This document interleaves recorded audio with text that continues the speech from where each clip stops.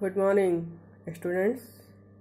आज BA part 1 honours political science के second paper की अपन विधिवत शुरुआत करने जा रहे हैं।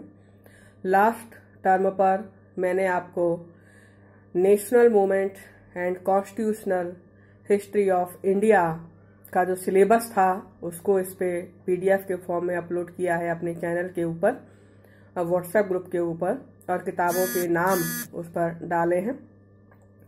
मैं एक बार इसको वापस इन सब चीज़ों को डालूंगी अपने व्हाट्सएप ग्रुप के ऊपर।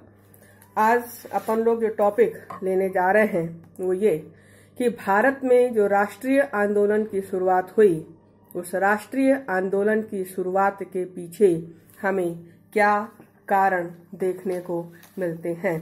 तो इसमें हम लोग ये पाते हैं कि भारत में जो राष्ट्रीय आंदोलन की शुरुआत हुई, इस संदर्भ में विश्व इतिहास को हम थोड़ा सा टटोलें तो विश्व इतिहास में जो नव युग का सूत्रपात हमें देखने को मिल रहा है वह 18वीं शताब्दी में होता हुआ दिखाई दे रहा है।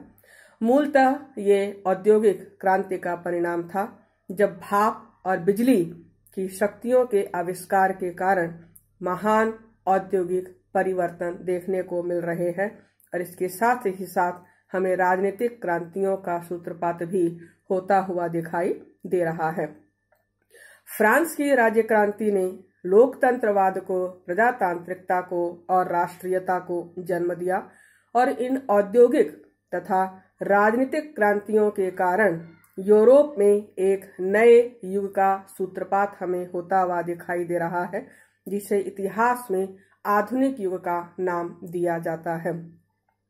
भारत भी नव युग की इन प्रवृत्तियों से अछूता नहीं रह सका, और इसका प्रमुख कारण यह था कि ब्रिटिश शासन की स्थापना के कारण, नई प्रवृत्तियों के कारण भारत का अधिकांश भूभाग एक राजनीतिक सूत्र में बंध गया। देश को शांतिपूर्वक अपनी व्यावसायिक और राष्ट्रीय उन्नति का एक अद्भुत मौका हाथ लगा। अंग्रेजी भाषा के आगमन के कारण भारत के लिए आधुनिक ज्ञान विज्ञान और राजनीतिक विचारों का एक खजाना स्रोत खुल गया, और ब्रिटिश शासन के विरुद्ध उत्पन्न भावना के कारण देश में एकता की लहर दौड़ गई, और 1857 ईस्वी में प्रथम भारतीय स्वतंत्रता संग्राम की जो महान घटना घटी, ये अपने आप में एक अद्भुत राष्ट्रीय घटना थी, और इसके पश्चात राष्ट्रीय आंदोलन का हमें क्रमबद्ध और संगठित सूत्रपात होता हुआ दिखाई दे रहा है। डॉक्टर रघुवंशी के शब्दों में हम देखें तो ये कह सकते हैं कि 1858 ईस्वी का जो आंदोलन था एक प्रबुद्ध राजनीतिक आंदोलन था, और उन्हीं के शब्दों में हम ये कह सकते हैं कि यह आंदोलन एक रिवाइवलिस्ट मूवमेंट था, एक पुनरुत्थानवादी आंदोलन था, जिसमें एक तरफ तो भारत की जो प्राचीन संस्कृति थी उस प्राचीन संस्कृति के पुनरुत्थान का प्रयास किया गया, और इसी राष्ट्रीय जागरण के कारण ही 1885 ईस्वी में राष्ट्रीय कांग्रेस की स्थापना हुई। इस संस्था ने देशव्यापी राजनीतिक संस्था का स्वरूप धारण कर लिया और राष्ट्रीय आंदोलन का नेतृत्व किया। 19वीं शताब्दी के उत्तरार्ध में भारतीयों ने शासन में भाग लेने की मांग की शुरुआत की। विदेशी सत्ता से छुटकारा पाने की जो भावना थी अब वो उनमें प्रबल होने लगी, और यह राजनीतिक भारतीय जागरण का एक अंग बन गया।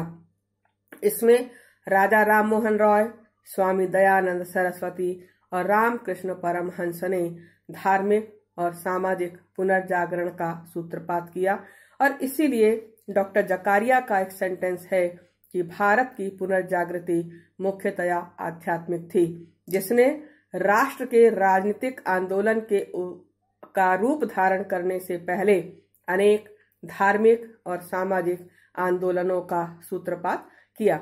मीन्स धार्मिक और सामाजिक पुनर्जागरण की पृष्ठभूमि में भारतीय राष्ट्रीय जागरण का आविर्भाव हुआ। यह केवल एक राजनीतिक आंदोलन ही नहीं था, बल्कि एक ऐतिहासिक परंपरा का पुनर्जागरण है, एक राष्ट्र की मुक्ति है। और इसीलिए एनी बेसेंट ने कहा था कि इस विराट आंदोलन के पीछे शताब्दियों का इतिहास था। संक्षेप में हम भारतीय राष्ट्रीय जागरण के उद्भव की विशेषताओं को ढूंढने की कोशिश करें तो इसमें हमें मुख्य जो विशेषता उभर कर आती है वो ये कि भारतीय राष्ट्रीय जागरण का जो काल है 19वीं शताब्दी का मध्य तथा पूर्वार्ध माना जा सकता है, लेकिन इसका अभिप्राय ये नहीं है कि इससे पूर्व इसका कोई नामो निशान ही नहीं था या इससे पूर्व हमें किसी प्रकार की कोई अवेकनिंग देखने को नहीं मिल रही है। वस्तुतः इसकी जो शुरुआत थी, जो इसके अंकुर का प्रस्फुटन था, वो 2017वीं और 18वीं शताब्दी में फूटने लगा था। और इस काल के दृष्टिकोण से यूरोपीय राष्ट्रों में राष्ट्रीय जागरण के बाद भारत में राष्ट्रीय जागरण की शुरुआत हुई थी। दूसरी जो खासियत हमें देखने को मिल रही है कि भारतीय राष्ट्रीय जागरण केवल एक प्रबुद्ध राजनीतिक आंदोलन ही नहीं था, बल्कि राजनीतिक जागृति के साथ साथ देश में धार्मिक सामाजिक क्रांति का जागृति का भी सूत्रपात था।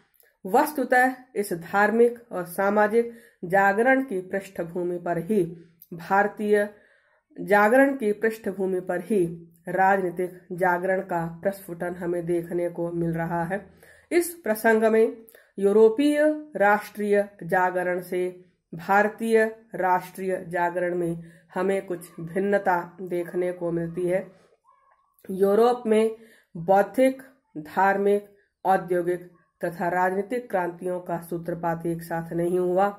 एक क्रांति से दूसरी क्रांति की अवधि के बीच में सदियों का अंतर पाया जाता है।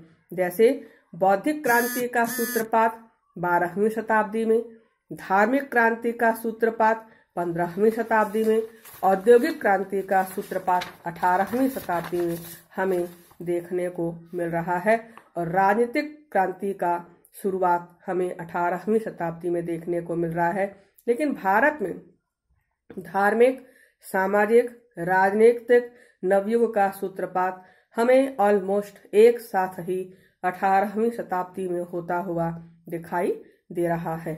भारत में ये जो राष्ट्रीय जागरण की शुरुआत हुई, इसके पीछे कोई एक कारण अकेला जिम्मेदार नहीं है, बल्कि ढेर सारे कारण एक संचित फॉर्म में, एक क्यूमुलेटिव फॉर्म में हमें इकट्ठा जिम्मेदार दिखाई दे रहे हैं, जिसमें हम धार्मिक कारण भी देखेंगे, राजनीतिक कारण भी देखेंगे, आर्थिक, सामाजिक, सांस्कृतिक, शैक्षणिक कारण भी देखेंगे और कुछ ऐसे छुटपुट कारण भी हमें देखने को मिलेंगे जिन्होंने राष्ट्रीय जागरण की तरफ हम भारतीयों को प्रेरित किया, अग्रसर होने को हमें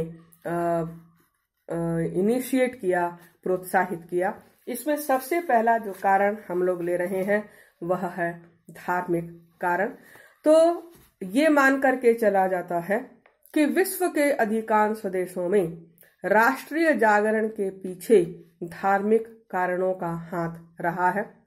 इसमें हम यूरोप के धर्म सुधार की बात करें तो यूरोप के धर्म सुधार की पृष्ठभूमि पर ही राष्ट्रीय आंदोलनों का सूत्रपात हुआ और भारत में भी 19वीं शताब्दी में धर्म और समाज सुधार की लहर दौड़ पड़ी थी, जिसमें हम ब्रह्म समाज, प्रार्थना समाज, Arya Samaj, theosophical society, Ramakrishna mission आदि अनेक धार्मिक सुधार आंदोलनों का जिक्र कर सकते हैं, जिन्होंने भारतीय संस्कृति और सभ्यता का स्वरूप बदल दिया।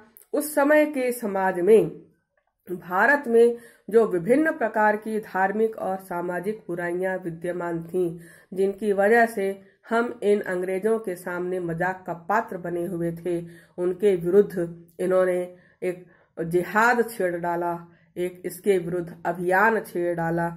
तो भारत में जो सुधारवादी आंदोलन था वो विशुद्ध रूप में 19वीं शताब्दी में ही शुरू नहीं हुआ, बल्कि 14वीं शताब्दी में ही इसकी शुरुआत हो चुकी थी, लेकिन उसे इतनी सफलता नहीं मिली। देश की जो सामाजिक और धार्मिक परिस्थितियां थीं वो लगातार बिगड़ती चली गईं और धर्म के नाम पर समाज में अनेक रूढ़ियां, अंधविश्वास, कुप्रथाएं, बुराइयां घुस आईं, जिसमें खासकर हम सती प्रथा, बाल हत्या, बाल विवाह, बहु विवाह, पर्दा प्रथा, देवदासी जैसी अनेक सामाजिक कुरीतियां विद्यमान दिखाई दे रही हैं और धर्म के ठेकेदार इन बुराइयों को प्रोत्साहन देते थे। मूर्ति पूजा और बाह्य आडंबरों को अधिक बल दिया जाने लगा। धर्म में ज्ञान का स्थान नहीं के बराबर रह गया था। ईसाई धर्म और मुस्लिम धर्म की चक्की में हिंदू धर्म पिसने लगा और उसका ह्रास अपनी चरम सीमा पर पहुंच गया। 18वीं शताब्दी में धर्म का इतना ह्रास हुआ कि इसे इतिहास में अंधकार युग के नाम से जाना जाता है। अब इसी अंधकार युग के विरुद्ध हमें पुनर्जागरण की शुरुआत होती हुई दिखाई दे रही है। भारत में एक नई चेतना, नई जागरण की लहर दौड़ गई। विवेक और ज्ञान ने विश्वास का स्थान ले लिया। अंधविश्वास ने विज्ञान के सम्मुख घुटने टेक दिए। रूढ़िवाद की श्रृंखलाएं एक एक कर टूटने लगीं और जो पुरानी विचारधाराएं थी उनकी आलोचना प्रारंभ हुई। राजा राममोहन रॉय, केशव चंद्र सेन, महादेव गोविंद रानडे, स्वामी दयानंद सरस्वती, रामकृष्ण परमहंस, स्वामी विवेकानंद, इन लोगों ने हिंदू धर्म में समाज और संस्कृति में सुधार लाने का सराहनीय प्रयास किया। 19वीं शताब्दी के समाज तथा धर्म सुधार आंदोलन के पीछे अनेक कारण भी जिम्मेदार थे। ये अकस्मात ही इन सुधार आंदोलनों की नींव नहीं पड़ गई। एक, पाश्चात्य शिक्षा के प्रसार के कारण भारतीयों ने पाश्चात्य विज्ञान, साहित्य, दर्शन एवं इतिहास का अध्ययन किया, जिससे उनका मानसिक क्षितिज बहुत व्यापक हो गया। पाश्चात्य संस्कृति और विचारों के आदान प्रदान से भारतीयों में एक नए दृष्टिकोण का प्रादुर्भाव हुआ। ईसाई मिशनरियों के द्वारा जो धर्म परिवर्तन किया जा रहा था, उस धर्म परिवर्तन ने सोते हुए हिंदुओं को जगा दिया। विदेशी विद्वानों और साहित्यकारों ने भारतीयों के समक्ष उनकी प्राचीन संस्कृति, साहित्य और कला के महत्व को उपस्थित किया। भारतीय समाज सुधारक, संतों, विद्वानों ने हिंदू धर्म के विशुद्ध रूप का विवेचन किया और उसके बाह्य आडंबर की भर्त्सना की। 19वीं शताब्दी के धार्मिक सुधार आंदोलनों ने भारतीयों में राष्ट्रीयता की भावना को जगाया तथा उन्हें अंधकार से निकाल करके एक नए युग में लाने का कार्य किया। धर्म सुधार का आंदोलन राष्ट्रीय आंदोलन के ऊपर इतना ज्यादा प्रभावकारी हुआ कि समाज और धर्म सुधार के कार्यक्रम भारतीय राष्ट्रीय आंदोलन के पर्यायवाची तादात्म्य अंग बन गए तथा महात्मा गांधी, जो राष्ट्रीय आंदोलन के सबसे अग्रदूत माने जाते हैं, उन्होंने सामाजिक और धार्मिक सुधार के कार्यक्रमों को राजनीतिक कार्यक्रमों से कहीं अधिक महत्व दिया। अब इन धार्मिक और सामाजिक सुधार आंदोलनों के द्वारा जो कार्य किया गया धर्म और समाज सुधार को लेकर के, हम थोड़ा सा उसको ले लें तो इसे अपन लोग डॉक्टर जकारिया के शब्दों में कहें तो ये कह सकते हैं कि भारत की पुनर्जागृति मुख्यतया आध्यात्मिक थी तथा एक राष्ट्रीय आंदोलन का रूप धारण करने के पहले इसने अनेक सामाजिक और धार्मिक आंदोलनों का सूत्रपात किया। इसमें आप देखिए कि राजा राममोहन रॉय को पुनर्जागरण का महान अग्रदूत कहा जा सकता है। भारत में धर्म और समाज सुधार के कार्य को प्रोत्साहित करने के लिए उन्होंने अगस्त 1828 में ब्रह्म समाज की स्थापना की। सती प्रथा का अंत, स्त्रियों का उद्धार, अंग्रेजी शिक्षा के प्रसार आदि सामाजिक और सांस्कृतिक कार्यों के साथ साथ राजा राममोहन रॉय अपने देशवासियों के राजनीतिक अधिकारों की रक्षा के लिए ढेरों मुद्दों को उठा करके संघर्ष करते रहे ब्रिटिश सरकार का ध्यान भारतीयों की समस्याओं की तरफ उन्होंने आकृष्ट किया। दूसरा सबसे महत्वपूर्ण योगदान हम इसमें देखें तो वो स्वामी दयानंद सरस्वती का है, जिनका संदेश था वेदों की ओर लौटो। वे एक साथ संत, समाज सुधारक और देशभक्त थे और 1875 ईस्वी में मुंबई में उनके द्वारा स्थापित आर्य समाज एक साथ ही धार्मिक राष्ट्रीय नव जागरण का आंदोलन था। इसने भारत और हिंदू जाति को नव जीवन प्रदान किया। स्वामी दयानंद ने अपने ग्रंथ सत्यार्थ प्रकाश में निर्भीकता पूर्वक इस तथ्य को प्रतिपादित किया कि विदेशी राज्य चाहे वह कितना ही अच्छा क्यों न हो, स्वदेशी राज्य चाहे उसमें कितनी ही बुराइयां क्यों न हो, कभी भी अच्छा नहीं हो सकता। धार्मिक और सामाजिक पुनर्जागरण में थियोसॉफिकल सोसाइटी और श्रीमती एनी बेसेंट का भी उल्लेखनीय योगदान रहा है। थियोसॉफिकल सोसाइटी की स्थापना न्यूयॉर्क में एक रूसी महिला मैडम ब्लावत्स्की और अमेरिकी कर्नल एल्कॉट के द्वारा 1875 ईस्वी में की गई थी।